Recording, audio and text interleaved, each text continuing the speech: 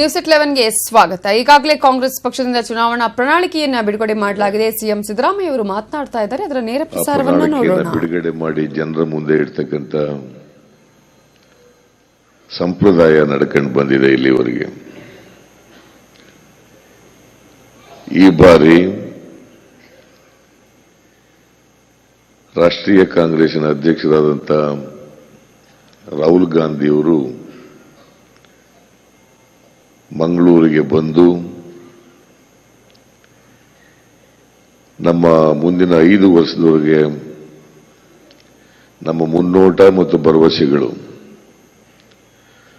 ಅದನ್ನ ಬಿಡುಗಡೆ ಮಾಡಿರ್ತಕ್ಕಂಥದ್ದು ಬಹುಶಃ ಇದೇ ಮೊದಲು ಅಂತೇಳಿ ನಾನು ಭಾವಿಸ್ಕೊಂಡಿದ್ದೇನೆ.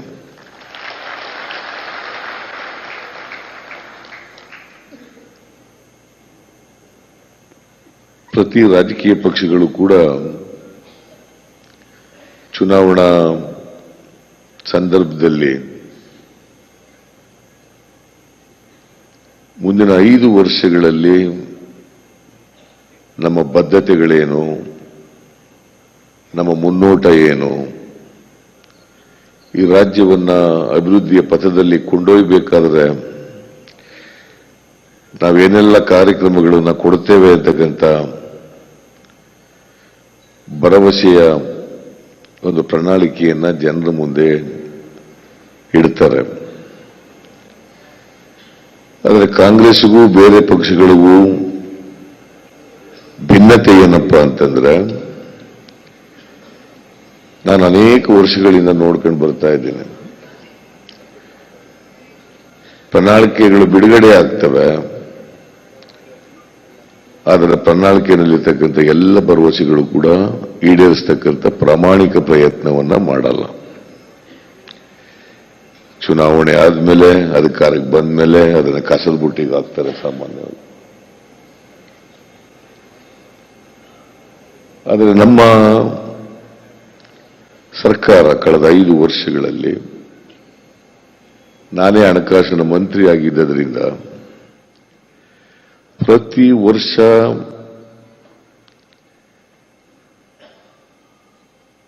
ಮುಂಗಡ ಪತ್ರವನ್ನು ತಯಾರು ಮಾಡುವಾಗ, ಆಯವ್ಯಯದ ಮುಂಗಡ ಪತ್ರ ತಯಾರು ಮಾಡುವಾಗ ಪ್ರಣಾಳಿಕೆಯನ್ನ ಪಕ್ಕದಲ್ಲಿ ಇಟ್ಟುಕೊಂಡು ಈ ವರ್ಷ ಎಷ್ಟು ಪ್ರಣಾಳಿಕೆಯಲ್ಲಿರ್ತಕ್ಕಂಥ ಭರವಸೆಗಳನ್ನು ಈಡೇರಿಸಲಿಕ್ಕಾಗ್ತದೆ ಮತ್ತೆ ಮುಂದಿನ ವರ್ಷ ಎಷ್ಟು ಮಾಡಕ್ಕಾಗ್ತದೆ ಅಂತ ಹೇಳಿ ಅದನ್ನ ಪ್ರತಿ ವರ್ಷನೂ ಕೂಡ ಈಗ 6 ಬಜೆಟ್ಗಳನ್ನು ಮಂಡಿಸಿದ್ದೇನೆ. ನಮ್ಮ ಸರ್ಕಾರ ಬಂದ ಮೇಲೆ 6 ಬಜೆಟ್ಗಳಲ್ಲಿ ನನಗೆ ಹೆಮ್ಮೆ ಅನಿಸುತ್ತೆ ಹೇಳಲಿಕ್ಕೆ. ಬಜೆಟ್ನಲ್ಲಿ 165 ಭರವಸೆಗಳಿದ್ದ, ಬಹುತೇಕ ಎಲ್ಲ ಭರವಸೆಗಳು ಕೂಡ ಈಡೇರಿಲ್ಲ. 99% ಭರವಸೆಗಳನ್ನು ಈಡೇರಿಸಿದ್ದೀವಿ.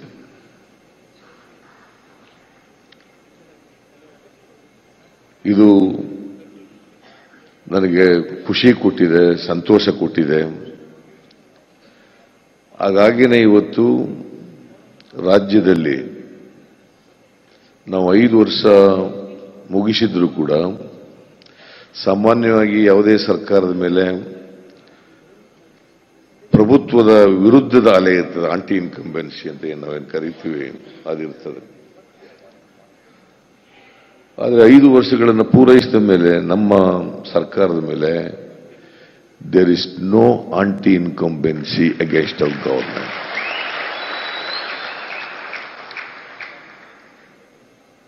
ಪ್ರಭುತ್ವದ ವಿರುದ್ಧವಾದಂಥ ಅಲೆ ಎಲ್ಲೂ ಕೂಡ ಇಲ್ಲ. ಇದು ಒಂದು ದೊಡ್ಡ ಸಾಧನೆ ಅಂತೇಳಿ ನಾನು ಭಾವಿಸ್ಕೊಂಡಿದ್ದೇನೆ.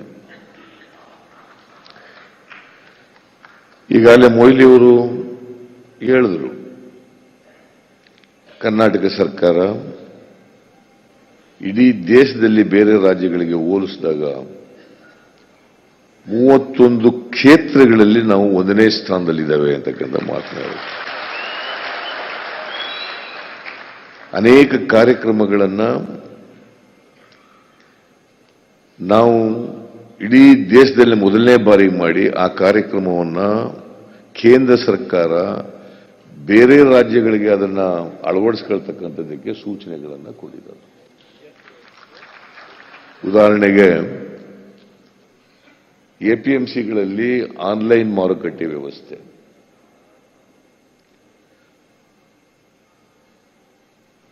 ನಮ್ಮಲ್ಲಿ 165 ಎಪಿಎಂಸಿಗಳಿದಾವೆ.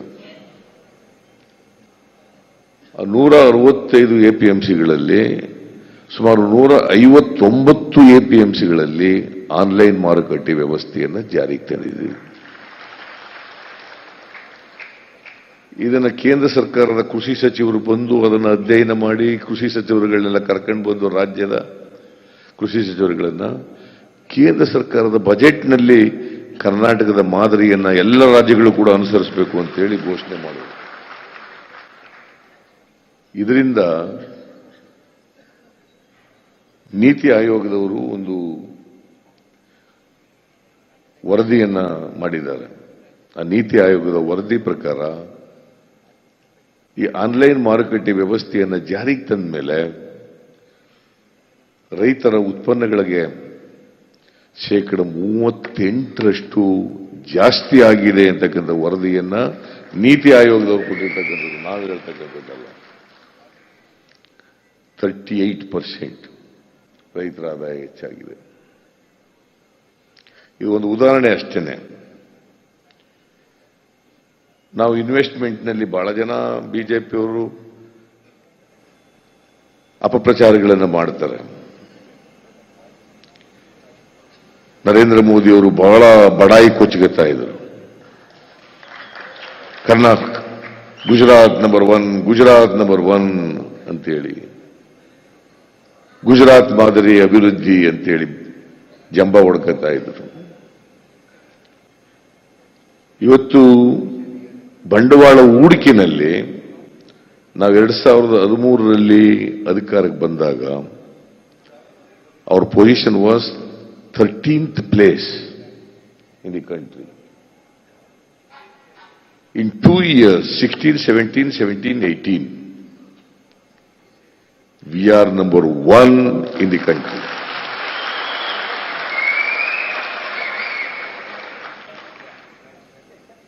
ಸೊ ಇವತ್ತು ಬಂಡವಾಳ ಹೂಡಿಕೆ ನಲ್ಲಿ ನಂಬರ್ 1 ಆಗಿದ್ದೀವಿ ಅಂತಂದ್ರೆ ಉದ್ಯೋಗ ಸೃಷ್ಟಿ ಆಗ್ತಾ ಇದೆ ಹೆಚ್ಚಾಗಿ ಅಂತೇಳಿ. ರಾಜ್ಯದಲ್ಲಿ ಕಾನೂನಿನ ಸುವ್ಯವಸ್ಥೆ ಚೆನ್ನಾಗಿದೆ ಅಂತ ಅದರ ಅರ್ಥ. ಬಿಜೆಪಿಯವರು ಎಷ್ಟೇ ಬೊಬ್ಬೆ ಹೊಡ್ಕೊಳ್ಳಿ, ಕರ್ನಾಟಕದಲ್ಲಿ ಕಾನೂನು ವ್ಯವಸ್ಥೆ ಕಾನೂನಿನ ವ್ಯವಸ್ಥೆ ಹದಗೆಟ್ಟಿದೆ ಅಂತೇಳಿ. ಯಾವುದಾದ್ರೂ ರಾಜ್ಯದಲ್ಲಿ ಕಾನೂನಿನ ವ್ಯವಸ್ಥೆ ಹದಗೆಟ್ಟಿದ್ರೆ ಯಾರು ಕೂಡ ಬಂಡವಾಳ ಹೂಡಲಿಕ್ಕೆ ಮುಂದೆ ಬರಲ್ಲ ಅಂತಕ್ಕಂಥ ಕನಿಷ್ಠ ಜ್ಞಾನ ಅವ್ರಿಗಿರ್ಬೇಕಾಗ್ತದೆ. ನಾವು ನಂಬರ್ 1 ಆಗ್ಲಿಕ್ಕೆ ಹೆಂಗ್ ಸಾಧ್ಯ ಆಗ್ತದೆ?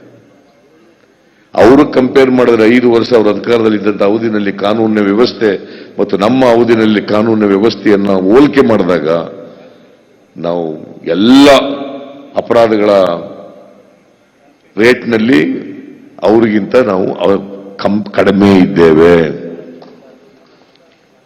ಮರ್ಡರ್ಸ್ಗಳು, ಕೊಲೆಗಳಿರಬಹುದು, ಅತ್ಯಾಚಾರಗಳಿರಬಹುದು, ದರೋಡೆಗಳಿರಬಹುದು, ಇಂತೆಲ್ಲದರಲ್ಲೂ ಕೂಡ ಸುಳ್ಳು ಹೇಳ್ತಾರೆ. ಇಲ್ಲಿ ಕರಾವಳಿ ಪ್ರದೇಶದಲ್ಲಿ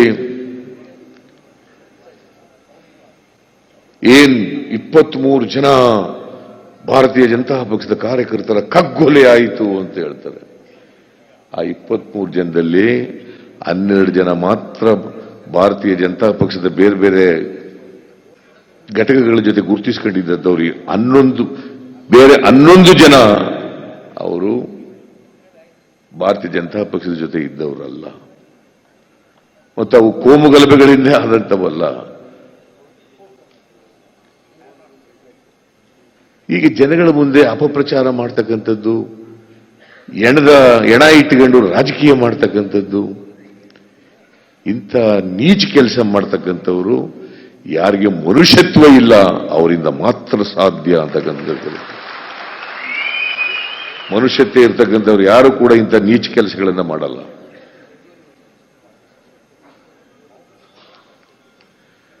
ಅದೇ ನಾನು ಅದ್ರ ಬಗ್ಗೆ ಹೆಚ್ಚು ಮಾತನಾಡ್ಲಿಕ್ಕೆ ಹೋಗಲ್ಲ.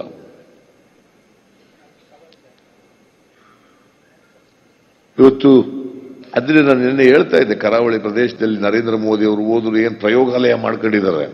ದಕ್ಷಿಣ ಕನ್ನಡ ಜಿಲ್ಲೆ, ಉಡುಪಿ, ಉತ್ತರ ಕನ್ನಡ ಜಿಲ್ಲೆನ. There are 19 assembly seats in 3 districts.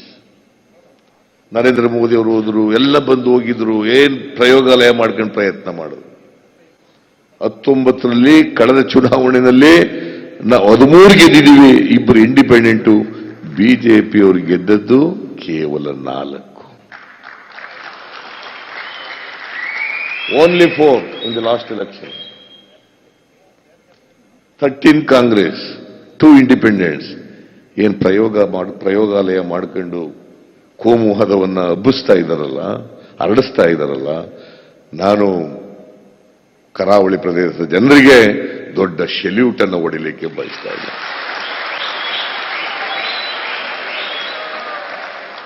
ಯಾಕಂತಂದ್ರೆ ಅವರೆಷ್ಟೇ ಕೋಮುವಾದದ ಜ್ವಾಲೆಯನ್ನ, ಬೆಂಕಿಯನ್ನ ಹಚ್ಚಿದ್ರೂ ಕೂಡ ಅದನ್ನು ಮೆಟ್ಟಿ ನಿಂತು ನೀವು ಜಾತ್ಯತೀತ ತತ್ವವನ್ನು ಎತ್ತಿಡಿದಿರಲ್ಲ, ಇದಕ್ಕೆ ನಿಮಗೆ ಸೆಲ್ಯೂಟ್, ಸೆಲ್ಯೂಟ್, ಸೆಲ್ಯೂಟ್.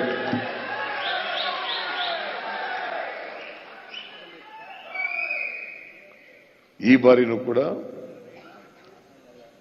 ನಾವು ಹೆಚ್ಚು ಸ್ಥಾನಗಳನ್ನು ಗೆಲ್ತೀವಿ,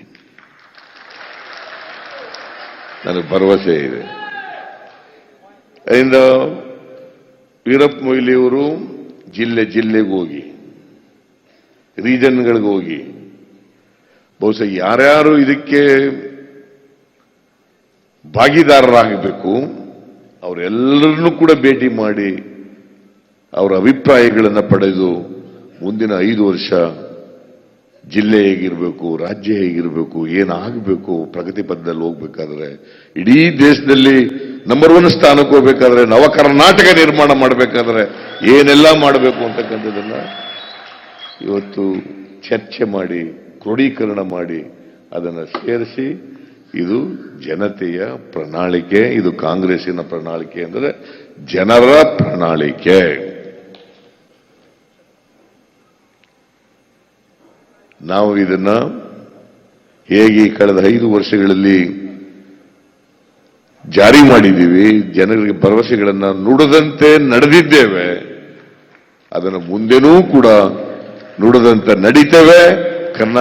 ನವ ಕರ್ನಾಟಕ ನಿರ್ಮಾಣ ಮಾಡಲಿಕ್ಕೆ ಪ್ರಾಮಾಣಿಕ ಪ್ರಯತ್ನವನ್ನು ಮಾಡ್ತೇವೆ ಅಂತಕ್ಕಂಥ ಮಾತುಗಳನ್ನು ಹೇಳಿ, ನಾನು ಕೂಡ ಈ ಪ್ರಣಾಳಿಕೆ ಬಿಡುಗಡೆಯ ಸಮಾರಂಭದಲ್ಲಿ ಅತ್ಯಂತ ಸಂತೋಷದಿಂದ ಭಾಗಿಯಾಗಿ ನಿಮ್ಮೆಲ್ಲರಿಗೂ ನಮಸ್ಕರಿಸಿ ನಾನು ಮಾತು ಮುಗಿಸ್ತೇನೆ. ಜೈ ಹಿಂದ್.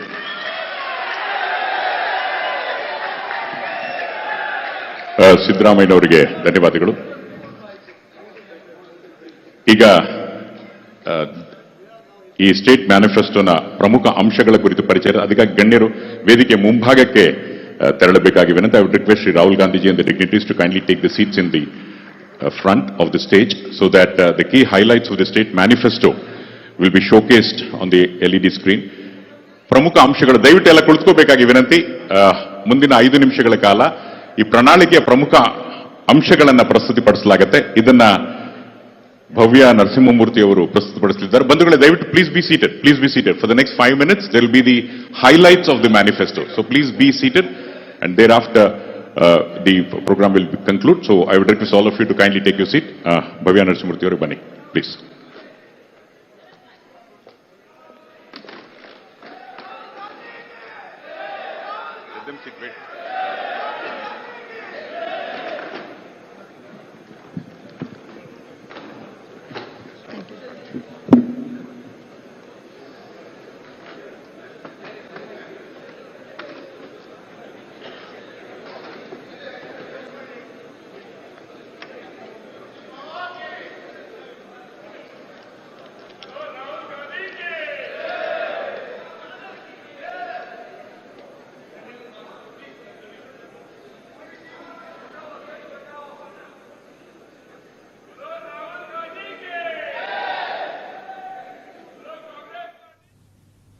ಕಾಂಗ್ರೆಸ್ ಪ್ರಣಾಳಿಕೆಯನ್ನ ಈಗಾಗಲೇ ಬಿಡುಗಡೆ ಮಾಡಲಾಗಿದೆ. ಹಾಗಾಗಿ ಯಾವ ರೀತಿಯಾದಂತಹ ಒಂದು ಪ್ರಣಾಳಿಕೆಯನ್ನ ಬಿಡುಗಡೆ ಮಾಡಿದ್ದಾರೆ ಅನ್ನೋದನ್ನ ಕೂಡ ನೋಡಿದ್ವಿ. ಕಾಂಗ್ರೆಸ್ ಪಕ್ಷದಿಂದ ಚುನಾವಣಾ ಪ್ರಣಾಳಿಕೆ ಈಗಾಗಲೇ ಮಂಗಳೂರಲ್ಲಿ ಬಿಡುಗಡೆ ಮಾಡಲಾಗಿದೆ. ಅದರ ಪ್ರಮುಖ ಅಂಶಗಳನ್ನ ಎಲ್ಇಡಿ ವಾಲ್ ಮೂಲಕ ತೋರಿಸ್ತಾ ಇದೆ. ಅದರ ನೇರ ಪ್ರಸಾರ ನೋಡೋಣ.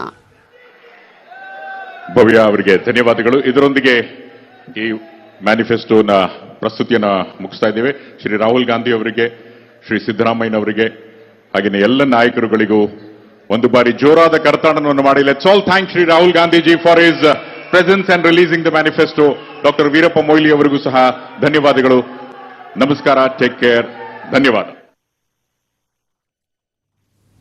ಕರ್ನಾಟಕ ಮ್ಯಾನಿಫೆಸ್ಟೋ 2018-2023 ಈಗಾಗಲೇ ಪ್ರಣಾಳಿಕೆ ಕಾಂಗ್ರೆಸ್ನ ಚುನಾವಣಾ ಪ್ರಣಾಳಿಕೆಯ ಹೈಲೈಟ್ಸ್ ಅನ್ನು ನಾವು ಗಮನಿಸ್ತಾ ಹೋಗೋದಾದ್ರೆ ಸಾಕಷ್ಟು ಅಂಶಗಳನ್ನ ಕೂಡ ಈ ಒಂದು ಪ್ರಣಾಳಿಕೆಯಲ್ಲಿ ನೀಡಲಾಗಿದೆ. ಮೈಸೂರಲ್ಲಿ ಕ್ರೀಡಾ ವಿಶ್ವವಿದ್ಯಾಲಯದ ಸ್ಥಾಪನೆಯ ಬಗ್ಗೆ ಕೂಡ ಪ್ರಣಾಳಿಕೆಯಲ್ಲಿ ಹೇಳಲಾಗಿದೆ. ಇನ್ನು ರಾಯಚೂರು, ಕೊಪ್ಪಳ, ಗಂಗಾವತಿ, ಕುಷ್ಟಗಿಯಲ್ಲಿ ಒಂದು ಕೇಂದ್ರವನ್ನು ಸ್ಥಾಪಿಸುವ ಬಗ್ಗೆ, ಕ್ರೀಡೆ, ಯೋಗ, ಶಿಕ್ಷಣ ಕಡ್ಡಾಯ ಪಠ್ಯವನ್ನಾಗಿ ಮಾಡುವ ಬಗ್ಗೆ, ಸ್ಯಾನಿಟರಿ ಪ್ಯಾಡ್ ಮೇಲಿನ ತೆರಿಗೆ ಹಿಂತೆಗೆತದ ಬಗ್ಗೆ ಕೂಡ ಕಾಂಗ್ರೆಸ್ನ ಪ್ರಣಾಳಿಕೆಯಲ್ಲಿ ಹೇಳಲಾಗಿದೆ. ಬಡ ಯುವತಿಯ ಮದುವೆಗೆ ಉಚಿತ ಮಂಗಳಸೂತ್ರವನ್ನು ನೀಡುವಂತಹ ಒಂದು ಅಂಶವನ್ನು ಕೂಡ ಇಲ್ಲಿ ಹೇಳಲಾಗಿದೆ. ರಾಜ್ಯದಲ್ಲಿ ಹೊಸದಾಗಿ ಮಾಂಗಲ್ಯ ವಿತರಣೆಯನ್ನ ಕೂಡ ಮಾಡುವಂತಹ ಒಂದು ಪ್ರಣಾಳಿಕೆ ಇದರಲ್ಲಿದೆ. ರಾಜ್ಯದ 4 ವಿಭಾಗಗಳು ಸೈನಿಕ ಶಾಲೆ ಸ್ಥಾಪನೆಯನ್ನ ಮಾಡೋದು, ಪಠ್ಯಪುಸ್ತಕ ರಚನಾ ಪ್ರಾಧಿಕಾರ ಸ್ಥಾಪನೆ, ವಿದ್ಯಾಸಿರಿ ಯೋಜನೆಯ ವಿಸ್ತರಣೆ, ಕಾಲೇಜು ಯೂನಿವರ್ಸಿಟಿಗಳಲ್ಲಿ ಉಚಿತ ವೈಫೈಯನ್ನ ನೀಡುವ ಬಗ್ಗೆ ಕೂಡ ಈ ಪ್ರಣಾಳಿಕೆಯಲ್ಲಿದೆ. ಪ್ರತಿ ಜಿಲ್ಲೆಯಲ್ಲೂ ಐಎಎಸ್, ಕೆಎಸ್ ಕೋಚಿಂಗ್ ಸೆಂಟರ್ ನಿರ್ಮಾಣ, ಧಾರವಾಡದಲ್ಲಿ ಸಾಹಿತ್ಯ ಭಾಷಾ ಪ್ರಾಧಿಕಾರದ ರಚನೆಯನ್ನ ಮಾಡುವುದರ ಬಗ್ಗೆ, ಮೈಸೂರಲ್ಲಿ ಕ್ರೀಡಾ ವಿಶ್ವವಿದ್ಯಾಲಯ ಸ್ಥಾಪನೆಯನ್ನ ಮಾಡುವುದರ ಬಗ್ಗೆ, ರಾಜ್ಯದ ಉದ್ದಗಲಕ್ಕೂ ರಸ್ತೆಗಳ ಅಭಿವೃದ್ಧಿಯನ್ನ ಮಾಡುವುದರ ಬಗ್ಗೆ, ಪ್ಲಾಂಟೇಷನ್ ಕಾರ್ಮಿಕರ ಮಕ್ಕಳಿಗೆ ಸ್ಕಾಲರ್ಶಿಪ್ ನೀಡುವುದರ ಬಗ್ಗೆ ಕೂಡ ಈ ಪ್ರಣಾಳಿಕೆಯಲ್ಲಿ ಅಂಶಗಳನ್ನ ನೀಡಲಾಗಿದೆ. ಆಂಗ್ಲ ಭಾಷೆಯಲ್ಲಿ ವುಡನ್ ಜಾರ್ ಮುಖೇನ ಇದನ್ನ ಬಿಡುಗಡೆಗೊಳಿಸಬೇಕಾಗಿ